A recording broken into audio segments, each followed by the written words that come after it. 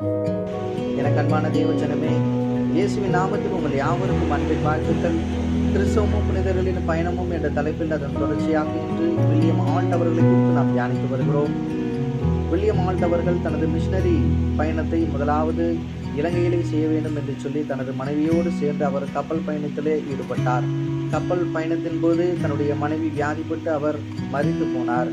இருந்தாலும் கூட கிறிஸ்துவின் மீது கொண்ட அன்பின் காரணமாக அவர் தொடர்ச்சியாக தன்னுடைய ஊழியத்தை செய்ய வேண்டும் என்று சொல்லி மன உறுதியாய் நின்று இலங்கைக்கு சென்றார். அங்கே அந்த தமிழ் மொழியை 2 மாதத்திற்குள்ளே கற்றுக்கொண்டார். மட்டக்களப்பு என்ற பகுதியிலே தனது முதலாவது மிஷனரி ஊழியத்தை தொடங்கிய அவர் தனது 8 மாத ஊழிய காலத்திலேயே அவர் 8 பள்ளிக்கூடங்களை நிறுவினார், ஒரு கல்லூரியையும் கட்டினார்.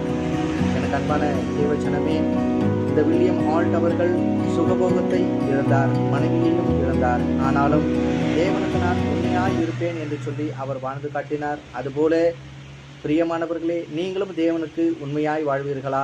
ஆமேன்.